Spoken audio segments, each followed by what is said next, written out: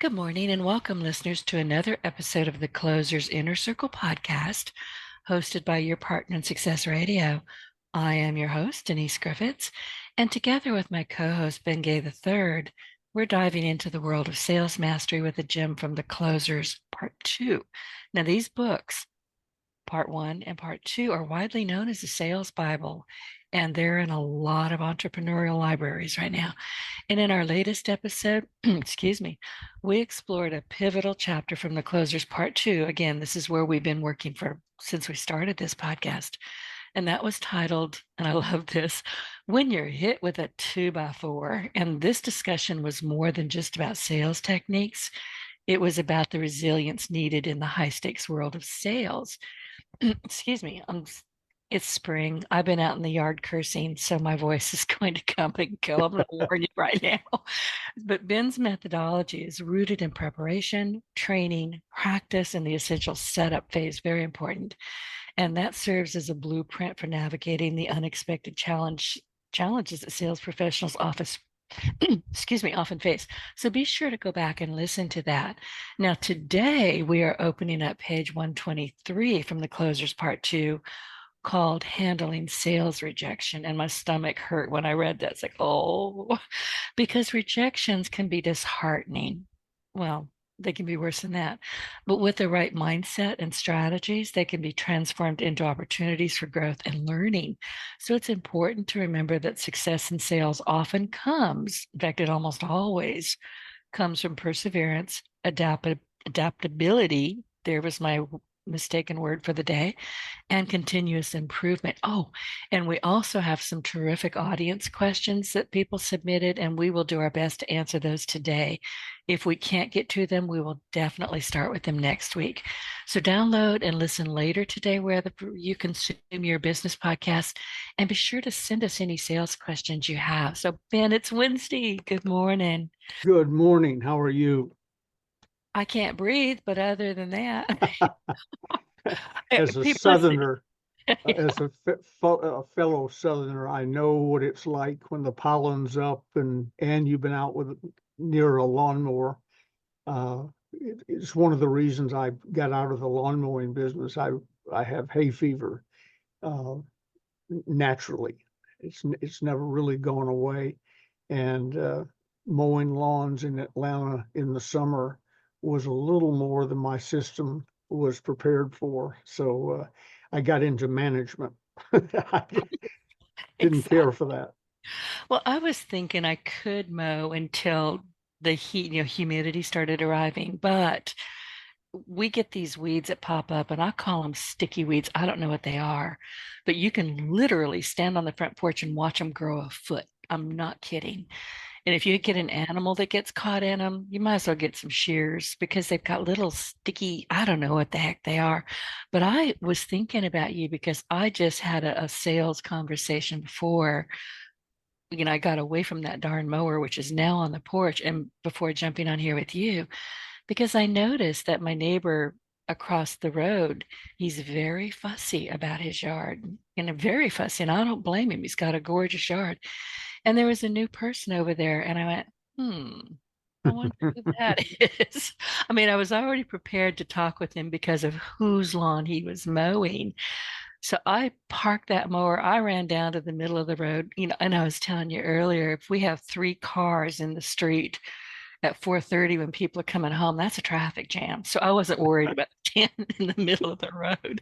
And I caught him and I said, listen, I'm the red house right over there. He said, oh, and he mentioned that he knew the kid that lived there. And I said, yeah. So that was another thing he said, I'm doing this job for Aaron, the kid. And I went, huh. So that's two things. Okay. I was like, okay, you're hired.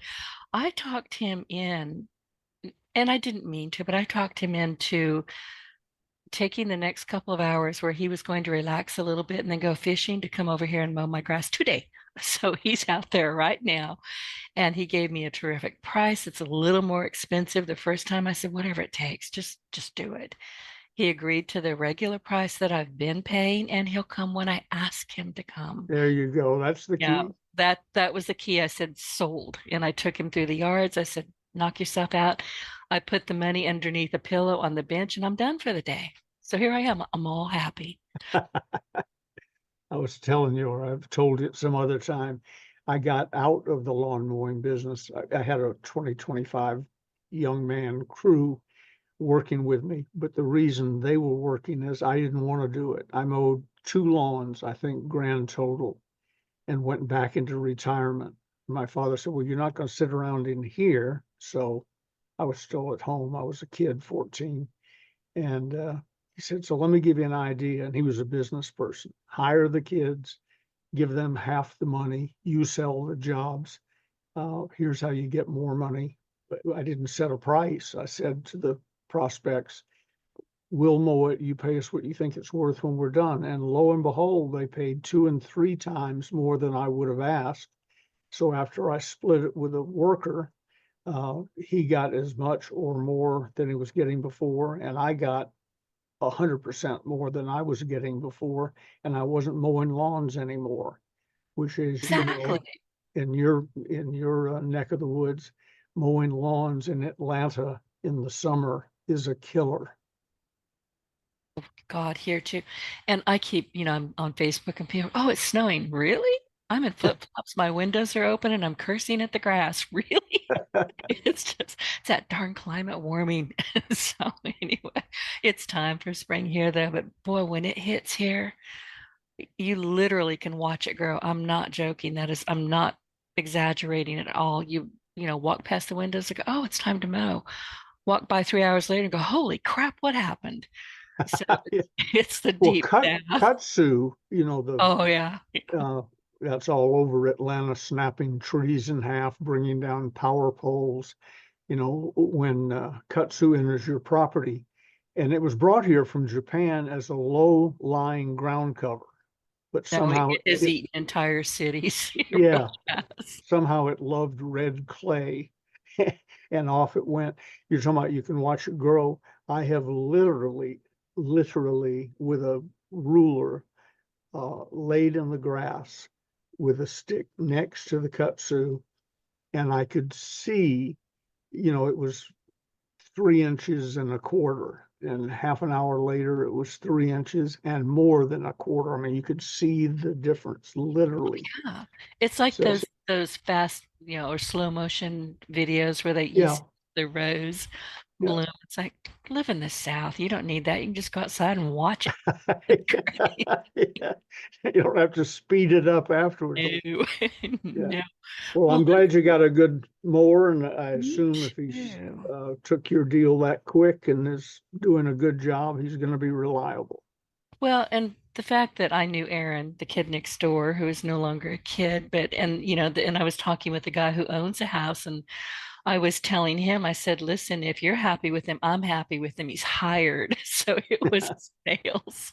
It was an unplanned sales call for both of us because he talked me into saying, okay, this is going to be the price this time. And I've got, he had added on services and I listened to him because I'm going to need all of those added on services Hmm. today. So he's very smart, older guy, retired.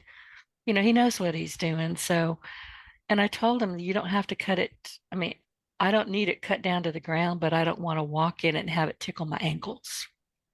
Oh, yeah, here we go. Anyway, let's talk about, we really are here to talk about rejection and sales. So, was there a time, Ben, because I love for you to share stories. Was there a time when you faced rejection in sales and you just went, what the heck? And how did you overcome it?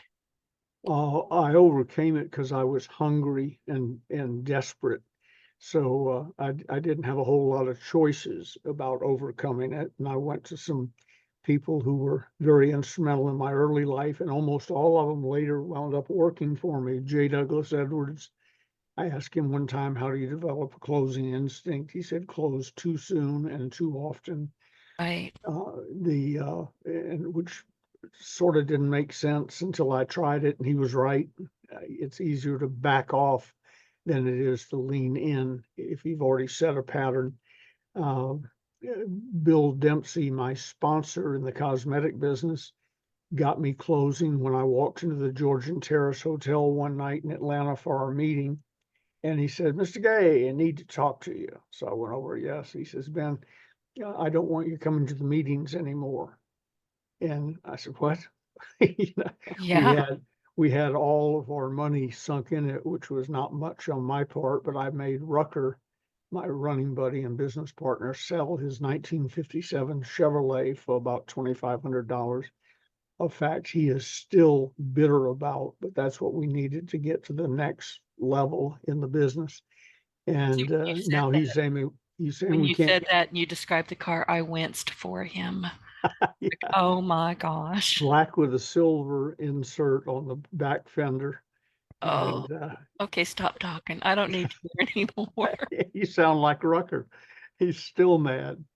I even said to him when I said, Rucker, I'll track down a 57 Chevrolet that looks like your old one and I'll buy it and send it to you. He said, well, one, you're just talking because you don't know what a 57 Chevrolet in prime condition goes for now. He was right. I wasn't that enthused about it. And he said, two, it wouldn't be the same car. It No. might sort of be the same car, but it's not. He had four in the floor and airplane seats instead of a bench seat in front, two distinctly separate seats. Before they were doing that at the factory, Rucker did it on his own. So there was some little things about it that getting him a 57 Chevrolet wouldn't fix. But anyway, his car is gone. We're now about $5,000, which today is 50,000, would be 50,000 deep into the program, and my sponsor saying you can't come to the meetings anymore.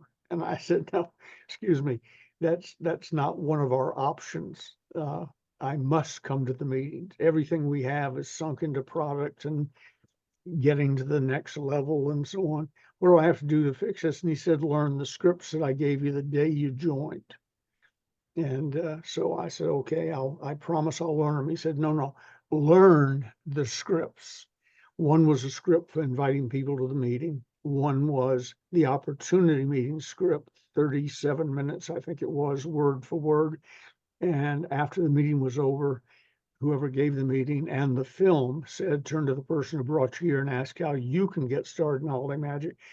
When at which point you were supposed to be sitting at a table with your prospects with your legal pad, start drawing circles, and there were 6 closes. As soon as they bought, you stopped, but if necessary, you went through 6 different closes or examples. And I said, okay, I remember when you gave me the scripts. He said, you remember when I gave you the scripts, but you didn't do anything about them. You come here night after night with nobody because you didn't learn the invitation to script. Then because people see you here all the time, they think you know the business and you're doing well. You and I know better. We hadn't sold anything to anybody, not a jar of cosmetics, even to our mothers and sisters. Oh, And so you uh, didn't Mary Kay it. no, no. Mary Oh, Kay worked for us, by the uh, way. did she? Early, yeah, You she told was a me holiday magic distributor. She told that. me one day, she said, Ben, don't get all puffed up about it. I only joined to get the manuals. Right. She was a And smart lady. yeah, her manuals look remarkably like our manuals. So Gee, anyway, I would have never thunk it. yeah, Ern Westmore, the dean of Hollywood makeup artists, was our vice president in charge of beauty and fashion. He had done the manuals, and that's what she wanted to get her hands on was Ern's manuals. So she joined. I've held her little contract that she not signed the night she joined. I've held it in my hands. It was in the file cabinets at the home office in San Rafael because I frankly didn't believe it. And anyway, he said, so people, when they can't close their prospect, they raise their hand and ask you to come over, not knowing you don't know anything either. And so then you blow off their prospects. So frankly, you coming Oh, to a meeting is sort of depressing, and it must be depressing for you because everybody you talk to rejects you, comes up with a rejection, and won't let you close. He said, have you ever closed anybody? I said, no. He said, well, that's for 2 reasons. One, you've never brought anybody, and 2, it doesn't bother you to blow off other people's prospects. So stand in front of my desk and give me the invitation script, the opportunity meeting itself, and the 6 closes, word for word, not thought for thought, word for word, and then you can come back to the meetings. So I probably a week or 10 days later stood in front of his desk, did them all. He said, fine. I said, well, what do I do now? He said, here's an idea. Take the invitation script you've just memorized and go say it to some people and bring them to the meeting. Well, a few nights later, probably within a week, I walked into the Georgian Terrace with 5 buying units, a couple being one, a guy by himself being one, a lady by herself being one, etc. But 5 buying units. They came because I learned that script and they didn't reject me. They didn't trust me at the front of the room yet, but the guy who gave the meeting that night got up and gave it word for word, turned to the person who brought you here. They all turned to me, and I remember my hand, I had to put it hard on the desk so they wouldn't see it shaking, because now I was going to have to attempt to close some people. And for me, that meant rejection. I mean, that will be immediate rejection. I don't care how well I've learned the script. So I went through the script, probably 2 or 3 of the first segments of it, and they all bought, all 5. One, I think, had to spend a few days putting his money together. I then learned to solve that problem with a banker friend. I said, I'll send you all my business. If at all possible, you approve all my business. But I didn't have that in place that night. So he went off into the night. But 3 or 4 days later, he came back with the money. Everybody else got out their checkbooks. For those younger listeners, we used to use checkbooks and instead of credit cards and debit cards. And they all got out their checkbooks and wrote either $2,500 or $5,000 checks, depending on what they had done. And I had earned more money sitting there watching a meeting for roughly an hour and going through 3 or 4 of the closes than I had ever earned in a year in my life. So I still was nervous about getting up in front of a room and talking. That's the number one psychological fear, according to many psychologists, ahead of death by fire. And I still feared being rejected. But when 5 out of 5 bought, that fear level went down dramatically. And when I thought of the rewards, so I asked Zig Ziglar, how did you get comfortable on stage speaking? Because he was at home on stage. He'd rather be there than in his own living room. And he said, I got comfortable on stage by speaking on stage. Well, And that makes sense. yeah, it does, doesn't it? I Uh-huh. got I got comfortable asking for the order by asking for the order. And it still bothers me, my closing rate on significant, not selling a book, but significant sales, seminars, mentoring, what large product sales is about 86%. Hasn't varied in years, but it took a while to get to 86%. That means 14% still say no. It means in my career, I figured up one time I've probably made 100,000, not counting groups of 15 or 20,000, but one-on-one, I've probably given 100,000 sales presentations. My closing rate is 86%.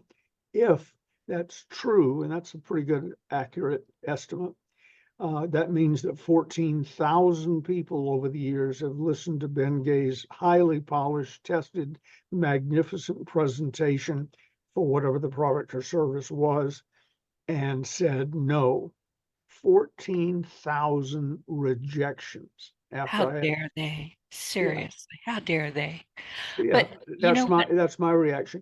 But now, instead of being surprised when they reject me or surprised when they buy, I'm surprised when they reject me. I feel I have to almost bite my tongue not to say, did you hear what I said? Don't do that. What's wrong with you? Exactly. But I want you to stop just a moment and tell the audience why you're so successful, because you have a tried and true reason for the things that you sell and you never deviate from it. Well, I assume you're talking about the sort of the rules I The have for anything I rules, represent. Yeah. absolutely. Yep. It has to be a quality. I cheat. I try and make life easier for myself and the prospects. I only represent quality products and services. That's a huge leap towards success right there. And that are competitively priced. Doesn't mean they have to be the cheapest, but competitively priced. That's a huge help. You don't hear the price objection quite as often. You do sometimes because you're selling something that's very high priced. So it doesn't make any difference if it's competitive or not. It's still high priced. So you got to overcome that. And I spend my time talking to qualified people. I spend time researching in advance.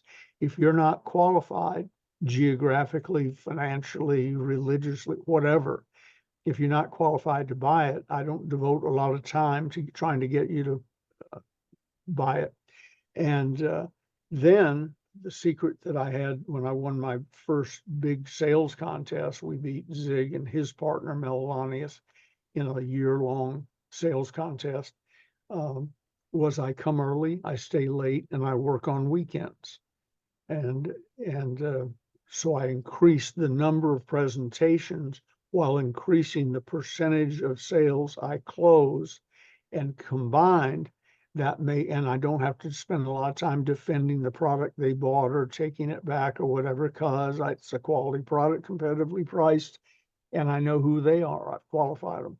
So the example that I was about to give in the year-long contest where Jimmy Rucker and I beat Ziegler and Mel Lanius was, and I mentioned Mel, I hardly ever do because Zig was the famous guy in the group, but Mel was the stone cold closer.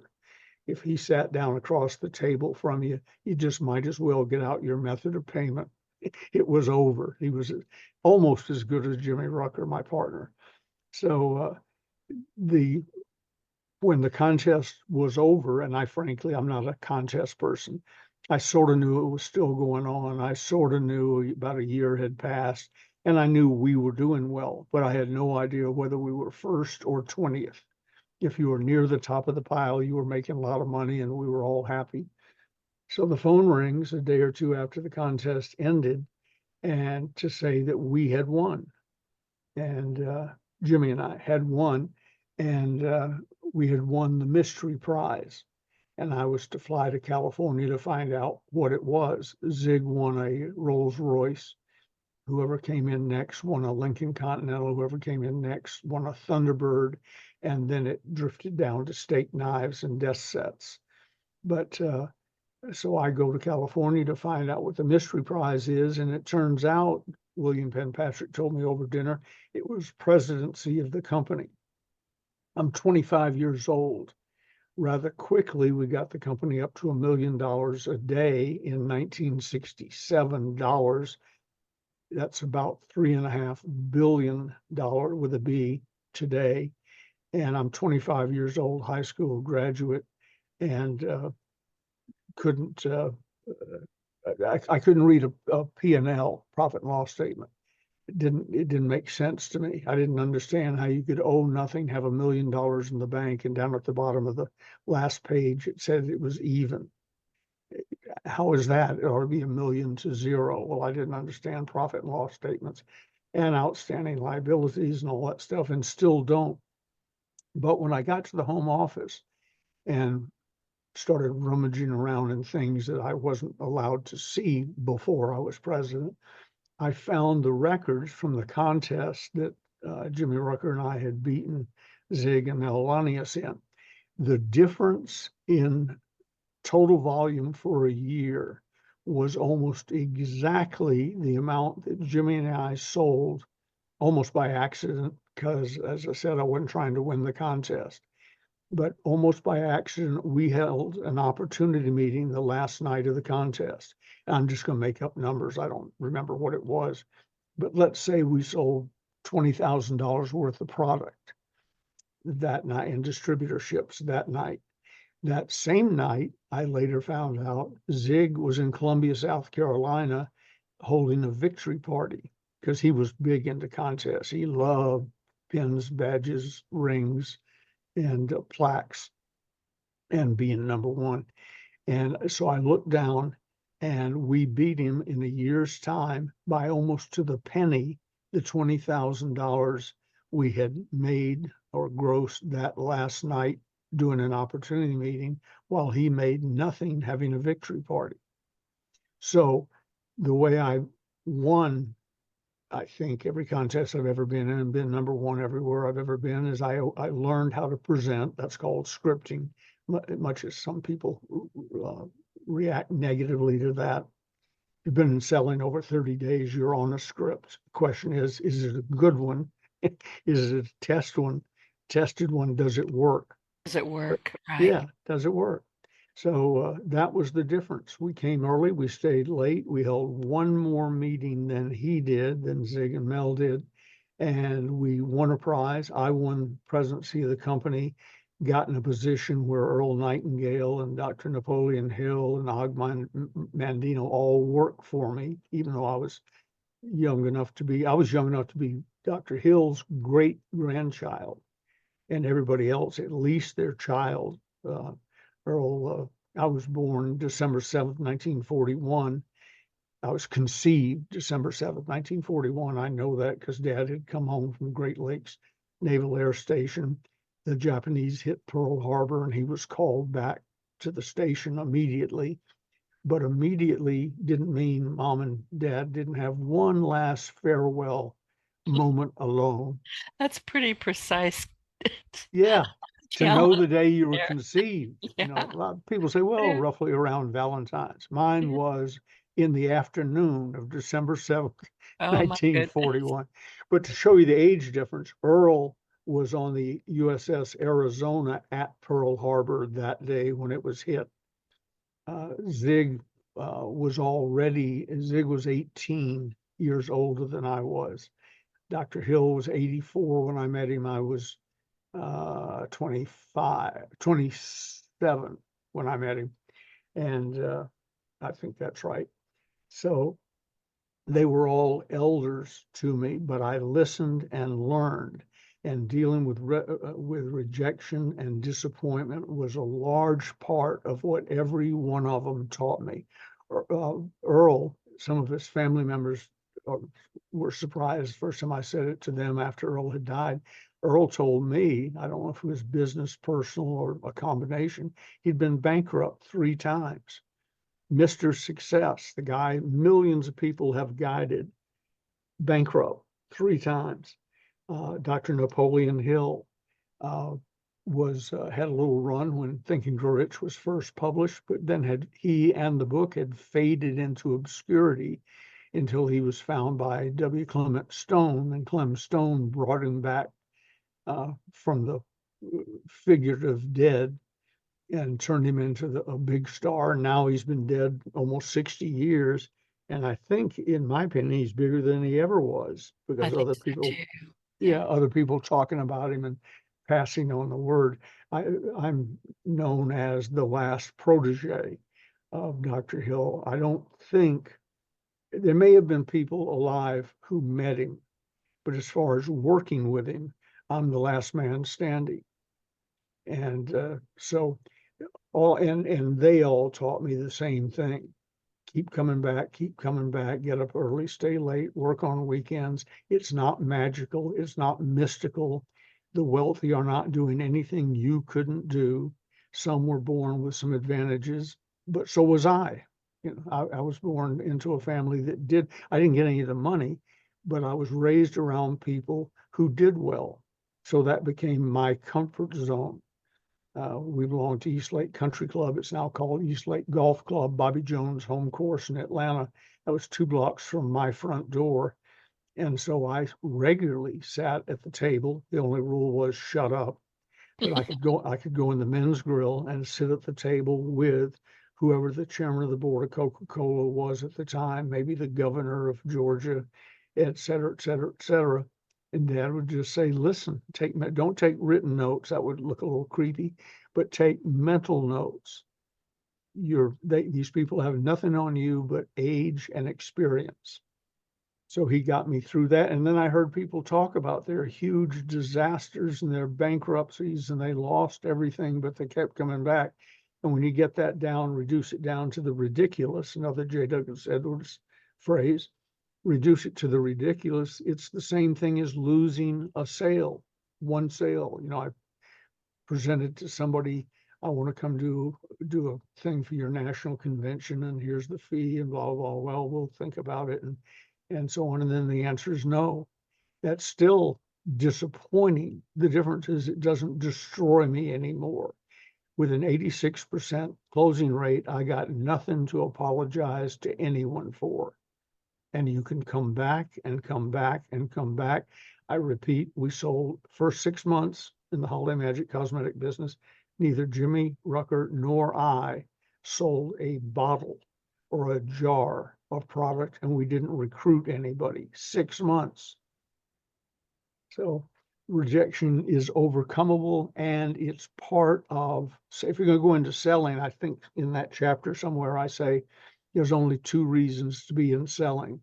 You love money or you love rejection, because that's about what selling has to offer. You, I'm almost speechless. When when you were No, you're talking, not. No, you're I not. said almost. It wasn't a lie.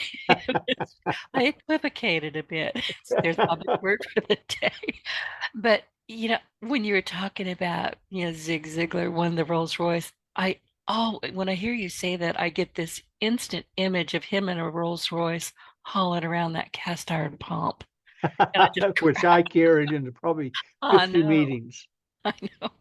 I mean, it's just I can't get that image out of my head. But I know you work with a lot of people. You mentor, you're constantly you do mindset strategies with people. Are you finding that these days when things are so automated, and I'm trying to put this thought together because I hadn't written it down. I don't have a script, but things are very different than, just getting up, shaking hands, looking him in the eye and, saying, how about this? Now you have to go through some different hurdles. I guess my question is, what kind of mindset are you finding that is rather prevalent with salespeople right now? Because things are moving so quickly, and listen, you can get some bad news over the email. I mean, it's just icky. So what are you seeing that's different than it used to be that can be overcome? Terminology is the main difference. They call something this when they used to call it that. I was talking to somebody the other day who said, well, I have to write it out to think of it. Let's see. Know, like, trust. He said, we use the KLT system. And I said, really? What is that? I said, it's embarrassing to have to ask, what is that? And he said, that people buy from people they know, like, and trust. I said, that's me. I, Right. I created that, and since then added to it, and with whom they feel comfortable or safe. And he said, oh, no, no, that's been around for years. I said, so have I. So But you anyway, did. now Of course, now everybody's using it. Bob Berg uses it a lot. Everybody. I use it. sure, I mean, we of all use it. course. And I started using it before I realized that you were the author of that. Well, and even that, let me back up. I think I'm the author. I was the first person I know of consciously that wrote it down and started using it. Bob Berg's book came out 20 years later, and so on. So he may have created on his own independently, entirely possible. Uh, and I'd like to think I did. Maybe not true. I might have heard it somewhere. There's so much. Somebody said one time after the Bible was finished, and hang on 1 second, I was not bright enough to turn off the bell on my phone. And now I don't know how to turn off the bell on my phone. There we go. Uh, the You pick up things as you go along. Uh, Someone said once, after the Bible was finished and Shakespeare died, the rest of us have just been moving words around. I think that's So, true. There really are no yeah, ideas. I mean, yeah. what we call a collective consciousness.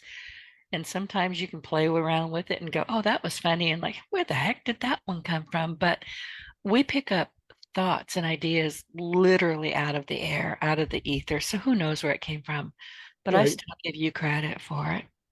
The Gigi was telling me one time I was mentioning somebody's famous phrase and they've almost made a living out of it and so on. She said, well, I made up one, but I've never made any money off of it. And I said, what's that? And she said, if you see someone without a smile, give them yours. And I Oh, said, oh, honey, that's so beautiful. Do you really think that's yours? oh, You know, well, did it's you have to eat possible. outside that night? Because you would have been outside for a while. But that's an example of something that you maybe spontaneously came up with, but you weren't first. Right. I Right. heard that before she was born. And and her father, by the way, her mother was telling me one time, invented or discovered centrifugal force by twirling a ketchup bottle around his head to get the ketchup to go down to the neck. And I'm watching her do this, and I said, and Joe Ronzoni was her father's name. I said, Joe came up with that, and Mrs. Ronzoni, Lorna, said, yes, yes, he created that. And I looked at Gigi and I said, now I understand why you think that if you see someone without a smile, you should give me yours. Is yours. It runs in your family. And you're still married. Yeah, and I'm still married. The woman But yeah, loves you.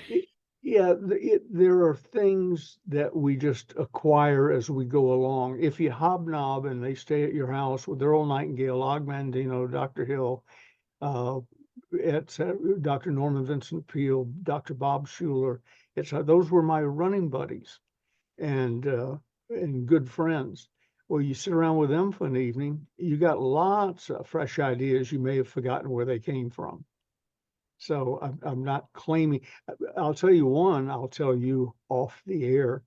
But one of the famous people in our industry, sales training, motivation, etc., his best known phrase, uh, which I won't repeat because that would identify him, but a very popular motivational type phrase was sent to me by Dr. Luther Brock. He was known as the letter doctor.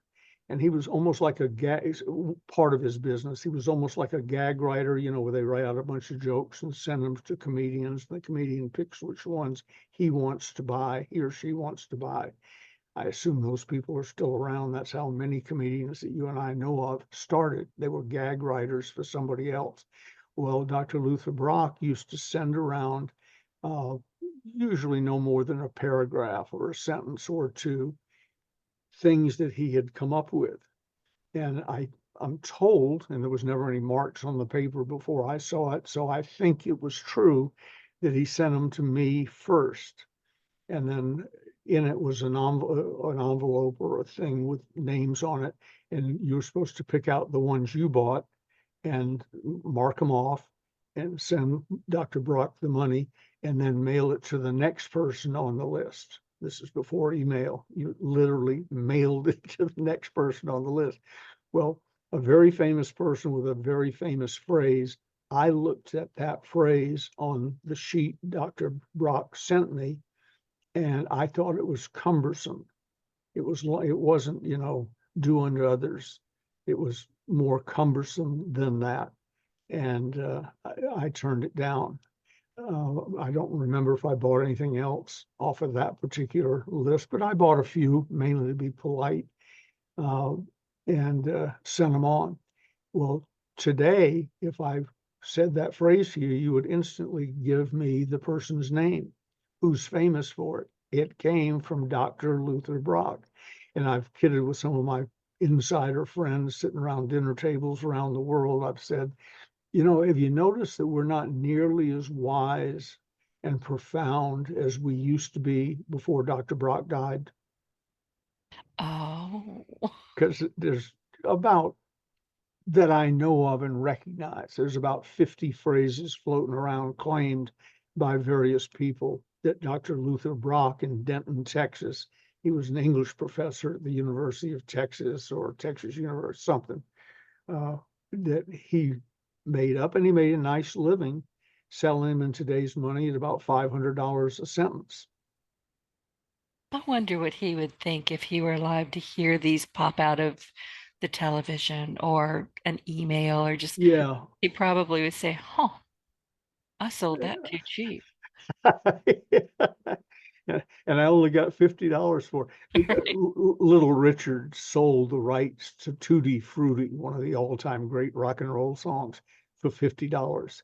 And people said, "Oh," I saw him interviewed somewhere. "Oh, you were screwed over. That's terrible." He said, "No, I was happy to get the $50." He's probably hungry. Yeah. Johnny Carson said to him one time on the Tonight Show when he came out in his full regalia. He dressed like almost like a drag queen, but in men's clothing. Said, "Little Richard, does your wife like the way you dress?" He said, "No, but she likes the way she eats." And there you have it. I always thought he looked kind of like somebody who was hauling hookers in the back of his car, but what do I don't want to say the word, but you know what it is. Yeah, this is off subject as you and I frequently get, but I'll tell you a little thing about him. My first wife, the now passed away Marcia, and I were walking down Sunset Boulevard on the way to the Palladium. We had rented the Palladium for 30 days for a series of meetings and so on. But we were early. We were on across the street from the Palladium, about a block away, and out of a club on my right hand side came the noise of a jukebox, and it was, I think, Tutti Frutti. It was Little Richard's song, one of my favorites. And I said to Marcia, "Let's pause and go in there for a minute. I just love that. We got time." So we walked in the door. There were, I doubt, 25 people in the club, less than 30. I'll promise you, less than 30. And there in the middle of what would have been the dance floor was Little Richard in full regalia, knocking himself out like he was singing to 100,000 people. And I learned a great business lesson that night because I used to be uh, depressed by small crowds and scared by big crowds. So I guess I was looking for a medium-sized crowd. But I thought, oh my God, a professional. And he was even, I remember banging on the piano and looking up into the balconies. There were no balconies in this old club, but he was looking up to them anyway, because that's where people sat normally when he was singing or when he was in his prime. Or I think this might have been in one of those dips in his career. He had two or three uh, comebacks, for lack of a better word. But I remember thinking, that is really strong. And then I was up in Canada doing an interview in some television station, and in walks Chuck Berry. Chuck Berry being one of those people you can hear one chord on his guitar and you know it's Chuck Berry. I don't know how he makes a guitar sound that different, but in he walks with a guitar case and a little briefcase or a leatherette folder under his arm. And I'm sitting there with five or six assistants. One drove me there, the others opened up doors and told me how wonderful I was. And I said, I stood up and I said, "Hi, my name's Ben Gay. You don't know me, but I know who you are. You're Chuck Berry." He couldn't have been more gracious. I said, "Yes." He said, I said, "Where are your people?" Because I think he got out of a cab or something. He said, "Oh, I don't have people anymore. When I had people, I was making a lot of money, was very famous, and I was broke. Now I travel around. I go to any city in the world, and at the local musicians union hall, there are people who know they know who I am and they know my music. And I bring extra copies of my sheet music in case they need to make copies. And now I don't gross as much, but I net 2 to 3 times as much as I used to in the old days.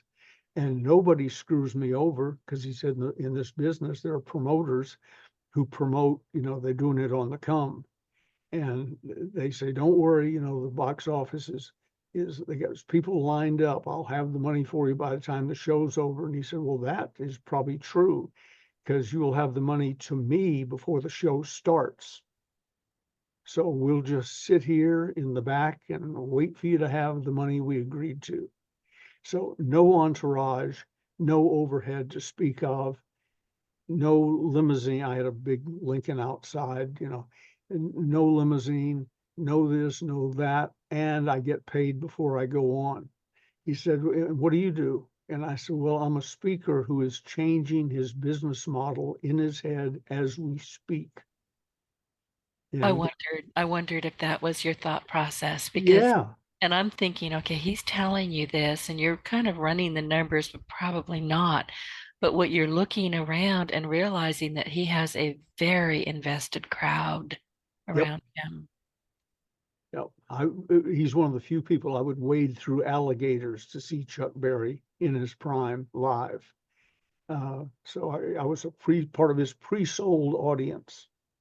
But he had learned how to tighten up his business. Little Richard taught me by accident that everybody gets the full show. If there's one person in the audience, they get the full show. Not their fault nobody else showed up, not their fault you didn't promote properly. And So you told me about a time where you showed up and you were looking for a crowd, and I think there were what, three people in there? yeah, it Ask was them if set up they for minded, right? Could you do the whole thing? it was for my friend and early mentor Merle Frazier. He couldn't make this meeting. It was in, I think, Jackson, North Carolina, Jackson something, maybe Mississippi. And he said there'll be 500 people there. Rucker and I drove through a rainstorm to get there and got in. I said, I'll go down and sort of dry off and freshen up since I was going to be doing the speaking. So I went down into what was a locker room, got hosed off sort of. And Rucker came downstairs and said, uh, either they're ready or he's ready. However he phrased it, I knew that was trouble. I said, well, let's say he said he's, maybe the other guy was in the bathroom. He's ready. He said, yeah. I said, there's 500 people out there. He said, no, there's 500 chairs out there. Oh, There's one person. His name is Noel Bush. I just found out. He's a dear friend of mine to this day. We do business to this day. That was 65, 75, about 70 years ago. And so I went out, I knew my little script, thanks to Bill Dempsey. And I said to the two sitting there by that time, gentlemen, I only know this script for a whole crowd. Do you mind if I just do it as if the other 498 people were here? And they said, no, that's fine. I said, good evening, ladies and gentlemen. My name is Ben Kay. I'm a general distributor with Holiday Magic. Did the full thing. They signed up. I didn't get any the money because they were Merle Frazier's people, but I'd learned a lesson. I had not yet had the Little Richard lesson, and Little Richard personalized it. He'd stop and talk to somebody on the front row and say, so nice for you to have come out tonight. I hope the small group doesn't bother you. No, Little Richard, we're honored. So, he tailored it a little bit where I just gave it word for word for 37 minutes. But over time, I got to deal with whatever happens. Ern Westmore uh, introduced me to the first really big crowd I talked to, 5,000 people at the Park Sheraton Hotel in New York. And I'd had lunch with him that day and we'd become good buddies, and as much as you can in a couple hours. And so I walk out, see the 5,000 people sitting there, and started to do the moonwalk out of the room. I was going to go up to the room, say I'd fallen asleep or something. It looked like an oil painting. I've never seen that many people looking at me, uh, except at a football game. I'd never seen that many people. And I guess somebody had been cued. I was new to the entertainment business. As soon as I did my hesitation, a pin light landed on me. Now it's too late, because if only to see who the pin light's on, the 5,000 people turned and looked at me briefly. Ern then says, I had lunch today with a young man who I'm convinced someday will be running this company. He's a spectacular guy, blah, blah, blah, blah, blah.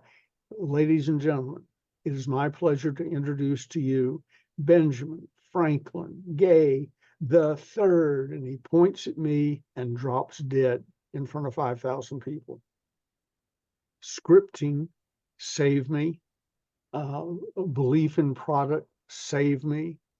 And the closing rate, you don't get an 86% closing rate in a big group normally, but they were about half distributors, about half prospects. And our closing rate in that room among the prospects was almost 90%. So I've said to people over the years, if you want to really run up your closing rate, here's how you do it. Get a very famous person to introduce you, but he or she has to be willing to drop dead on stage having done so. It really runs the emotional quotient through the ceiling. And it Did he did. really die? He really Huh? did. Oh yeah, dead, pronounced dead by the paramedics or whatever they were called in those days Oh my after they God. put I him in the thought you were litter. joking. I Now, really did. before they got him off stage, they looked up, is there a doctor in the house, all that stuff. Then they show up, worked on him briefly, and one of them looked up to me and said, "Sir, he's dead."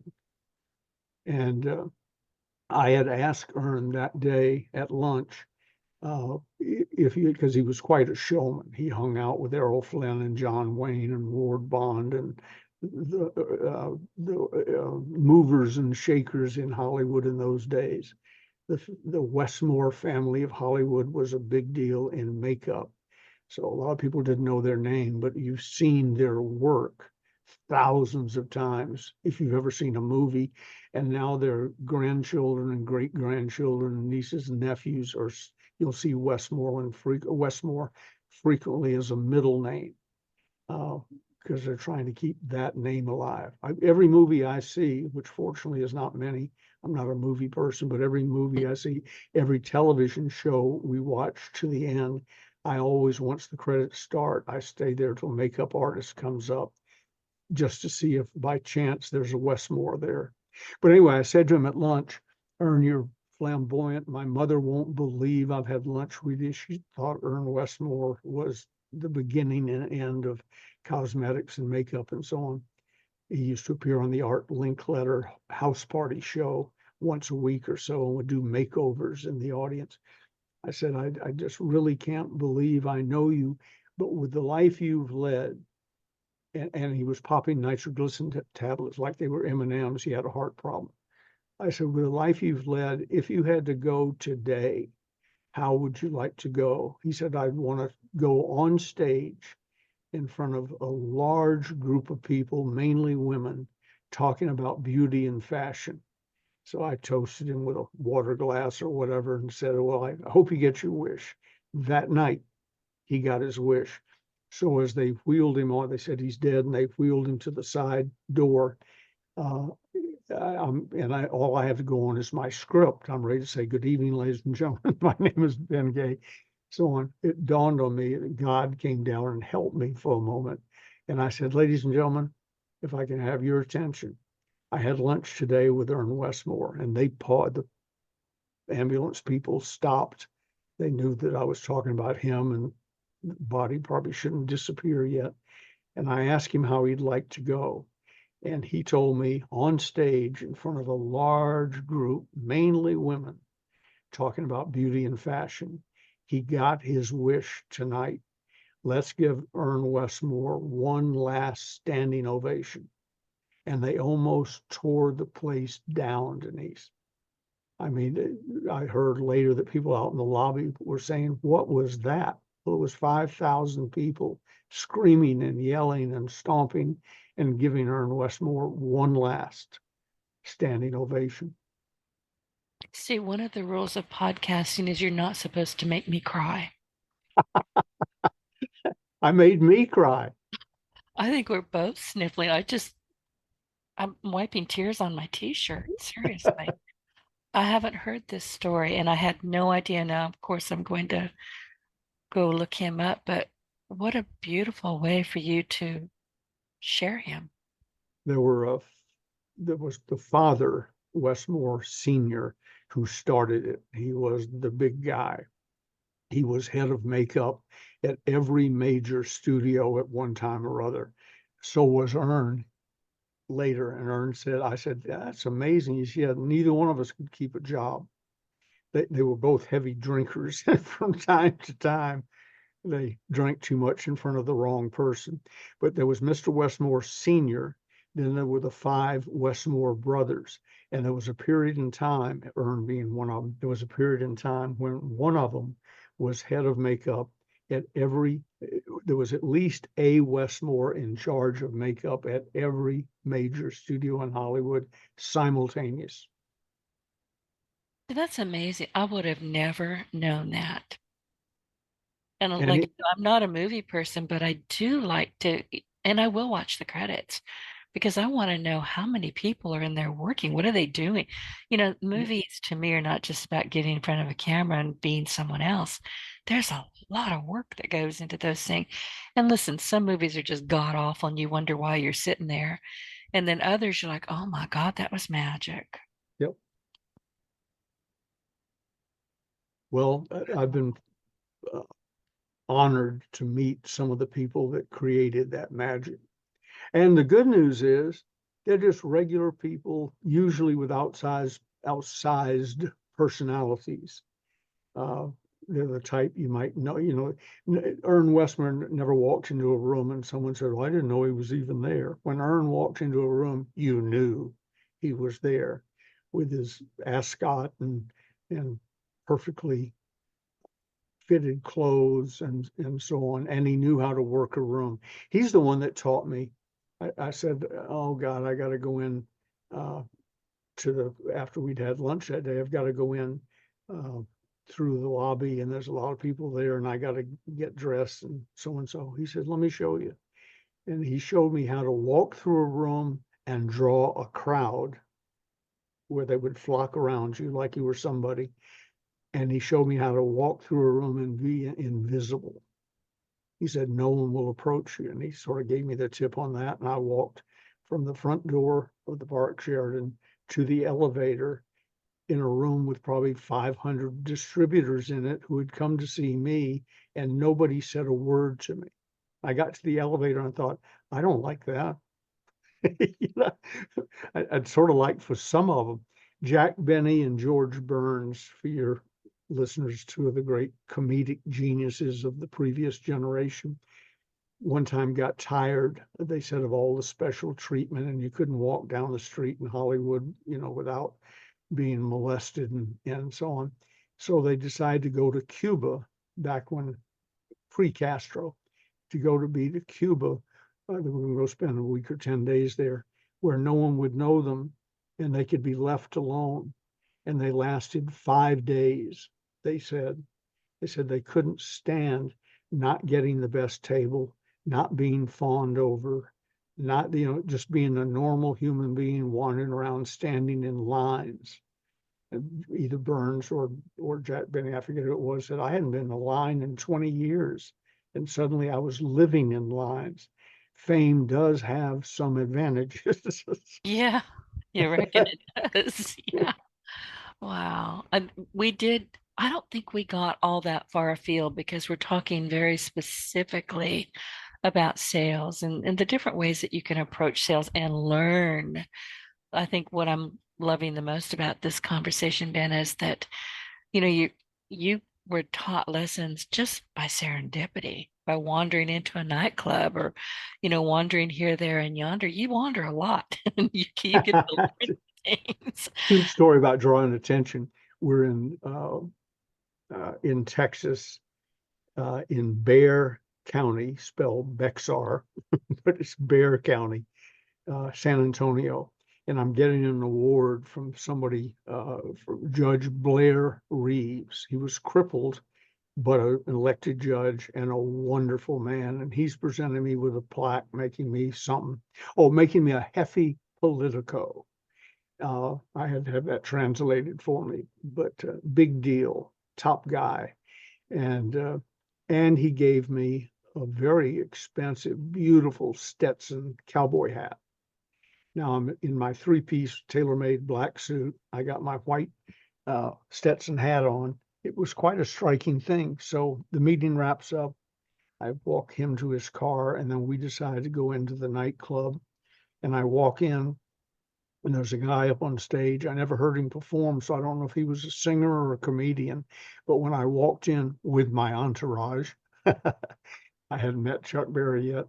I walk in, and the guy on stage with a microphone looks up and says, "Whoa, stop, stop." And everybody stopped and looked around, and they're looking at me. And he said, "My man, pass that hat forward." So I took off my brand new hat, handed it to somebody, and I watched it go down through the crowd to him. And he picked it up and turned it around, looked at it. He says, "Ladies and gentlemen, this is not the hat of a man who would whip your ass. This is the hat of a man who would have your ass whipped." Ooh, And then he passed it back up through the crowd. And somebody who was with me, older, wiser, one of my mentors was with me, said, "Ben, you just learned a lot about making an entrance, and you don't need a cowboy hat to do it." I wonder what he meant by see, now I'm not going to be able to think for the rest of the day. I can't do anything. But hats, look, I like a man in a Stetson. I do. I admit it. There's if you can wear it well, like George Strait. Oh yeah. Yeah, yeah, Yeah, yeah. yeah. I Absolutely. have sort of a bro crush or whatever it's called, man on man with George Strait. That's about as good looking as a guy can get. And Has a with heck of a presence. But yeah. yeah, Yeah. Who's the blonde guy? There's another one that looks really good in a hat.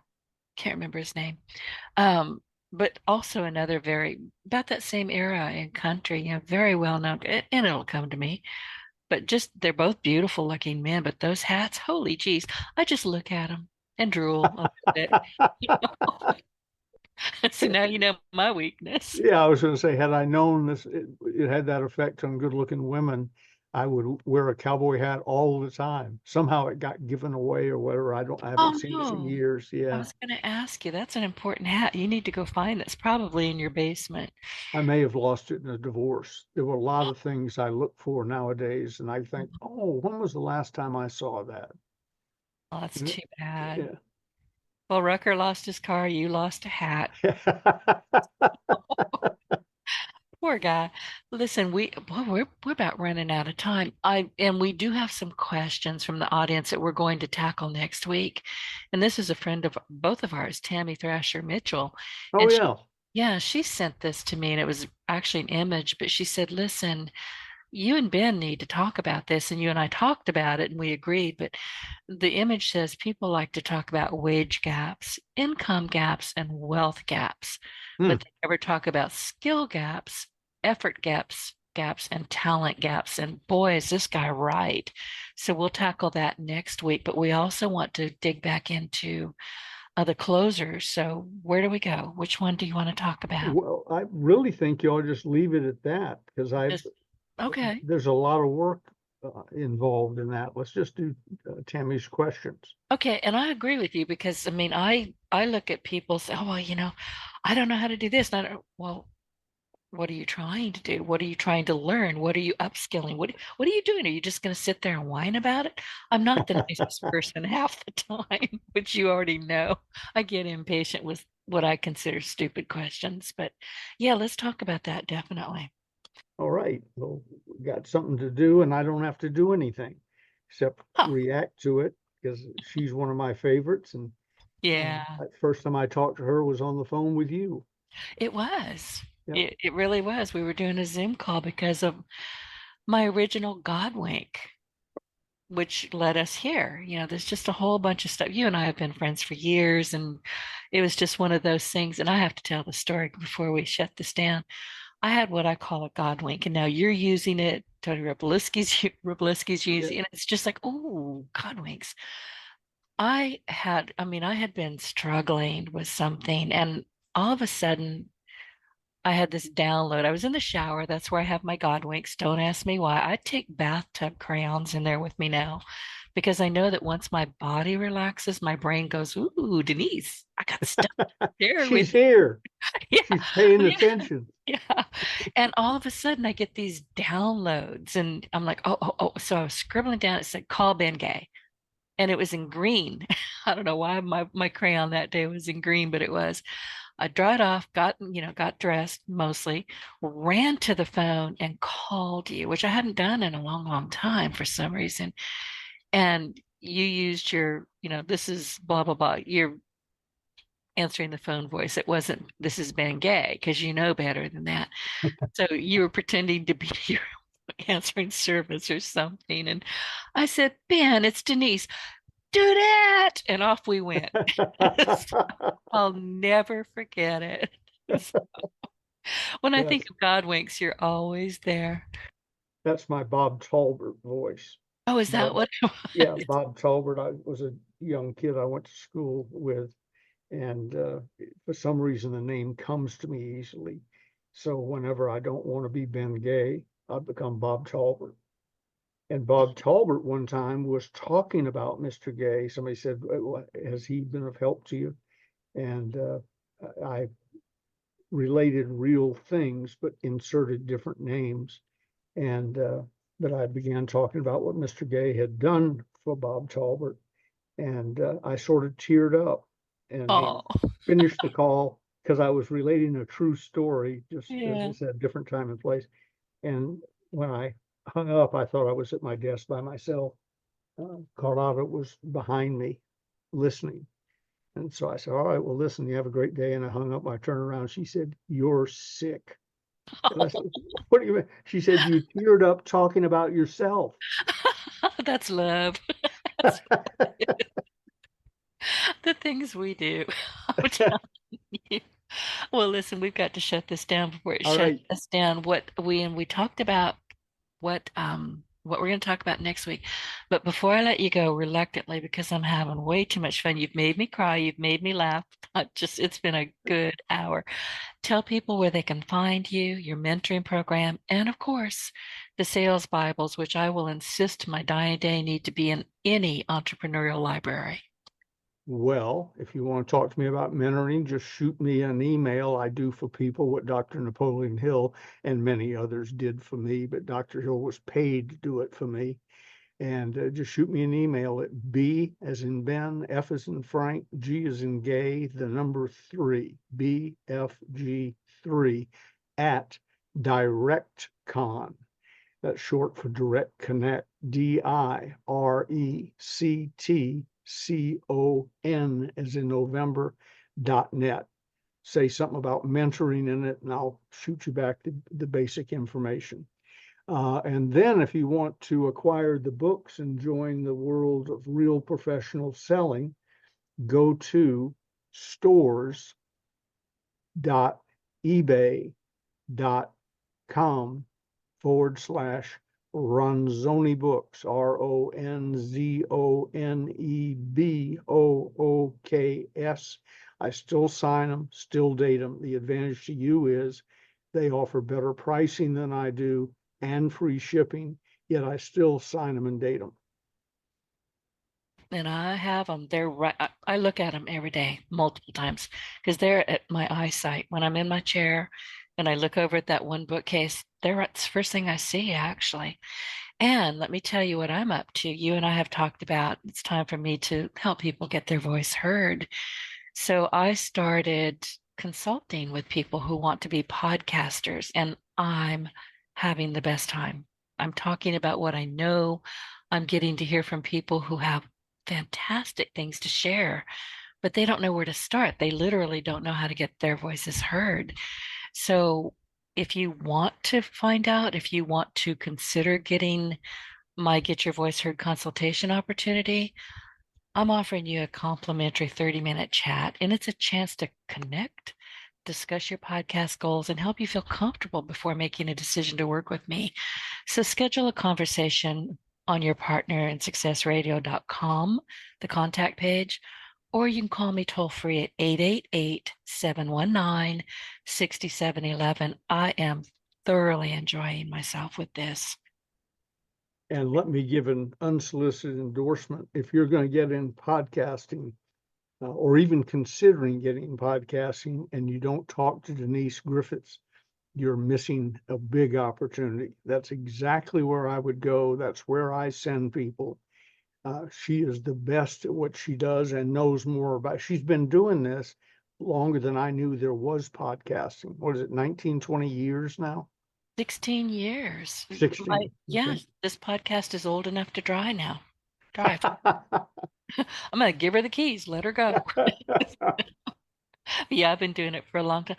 Listen, when I started it, I didn't even know there was such a thing as podcasting. It has been a long and fascinating journey, and it's not over yet.